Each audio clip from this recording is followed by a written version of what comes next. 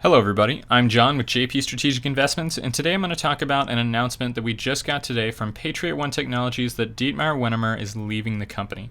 I'll go over exactly what the announcement says, what I think it means for the company going forward, and a little note that I think a lot of people overlooked in this announcement. As always, if you find videos like this helpful, don't forget to like and subscribe, and with that out of the way, let's dive right in. So this is the announcement here, and I'm just going to briefly touch on what it says, and then we'll kind of get into the analysis here. So they start off by saying that the President and Chief Operating Officer, Dietmar Wennemer, is leaving the company to accept a Chief Executive role with another organization. So right off the bat, we know that he is going to another company, and he's going to be the CEO. So he's accepting a Chief Executive role. And then we have a little note here from Peter that says, on behalf of the board and the management team, I would like to thank Dietmar for his many contributions to the company, including accelerating our research and development program so it is well positioned to deliver on our product roadmap as evidenced by recent customer wins. And we'll get back to that last part in a second. And then he goes on to say he wishes him well in his new challenge in leading a company. And at the last part here, we have just a little note that Dietmar will be staying for the rest of May to ensure a smooth transition. So it kind of makes sense, a little kind of 1 month notice so that everything can run smoothly as far as the transition goes. And it sounds like we will know who the new COO will be obviously by the end of May, maybe even in the upcoming webinar. Now, generally when an executive leaves a company, it's often looked at as a negative. You know, if the executive is leaving, then obviously the opportunity at the other company is a better opportunity, right? Now, with the size of the company, as well as the fact that Dietmar would be going from a COO role to a CEO role, there are some circumstances there. But I think one thing that's important is just to take a look at Dietmar's history here to get a better picture of what this exactly means.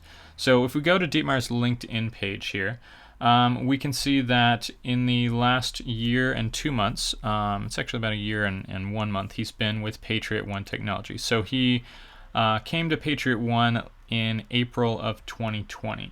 Now before that, he was with Fleur, if I'm pronouncing that right, for 1 year and 3 months as Vice President of UAV, Unmanned Autonomous Vehicles, and as VP of Operations and Engineering. And then before that, he was at Arion as the Chief Product Officer for 1 year and 7 months. And before that, he was with Center as Chief Operating Officer, and he was with them for 2 years and 8 months. So kind of a pattern with Dietmar's jobs is he doesn't really stay with a company too long. So this isn't actually a very unusual thing for Dietmar, leaving only after 1 year and 2 months or so. Dietmar might actually, his specialty, you know, seems like it's bringing products from that last product development stage to something that is actually marketable and something that you can actually sell. It's a usable product. So, you know, this could just be the natural progression of kind of how Dietmar works with a company, and he's just moving on to a new opportunity. I think this is something that is really good just to give some context to this move by Dietmar. So if we go back to the announcement here, one thing I do want to touch on is, you know, whether this is a positive or a negative. In my opinion, it's kind of just a neutral event. You know, obviously, if Dietmar is leaving, then that does say that the opportunity that where he's going is very likely a better opportunity, which, you know, is maybe a small negative for Patriot One. But the other company, which we don't know right now, could very well be a larger company, as well as he's getting a CEO job, right? A Chief Executive Officer. And that very well could pay a lot more, and he also has the freedom of leading the company, right? It's a unique opportunity being able to be the CEO of a company, being able to have that control and that freedom to kind of mold the company in whichever way you want to do so.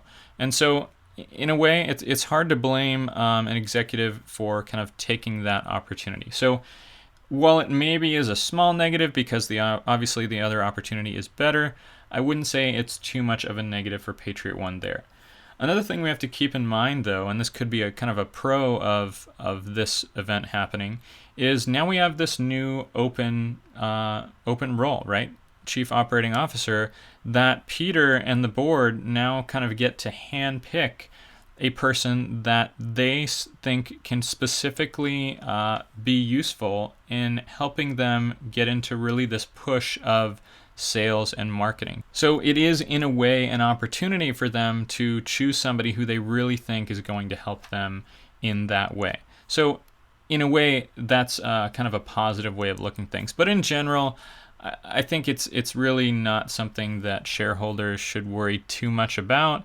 The one thing I do want to touch on here at the end is this last part of Peter's statement here, where he says, as evidenced by recent customer wins.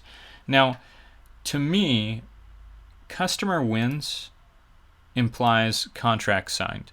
And I know that's just my own interpretation, but if I'm Patriot One and I get a potential customer to, do a pilot with me, right? Personally, I wouldn't necessarily consider that a customer win, right? There's no guarantee, they could very well do the pilot and, realize this is not something that I want to do. Now, Peter could very well be talking about pilots here. He could be talking about the pilots that they recently got with some pro sports stadiums that he mentioned in the shareholder letter. That could very well be what he means by customer wins. But for me, it really seems more like a phrasing that you would use for, a customer that you've actually got a signed contract with. Now, we'll see exactly what that means. Most likely, maybe we'll get some more information on this in the 2 upcoming webinars they have. So, obviously we have the one with NCS4, which should be pretty exciting on May 13th, and they should have another just regular shareholder webinar that they are going to be doing, every 3 months, as Peter's talked about before. So should have 2 upcoming webinars in May here, and hopefully we'll get a better picture on what this recent customer wins. Are those, contracts signed, or those just pilots? And also, figure out who is going to be the replacement for Dietmar. So anyway, that's my analysis on this situation, on Dietmar leaving the company. Let me know in the comments below what you think, or if you have any questions. As always, if you enjoy videos like this, don't forget to like and subscribe. And other than that, have a great day.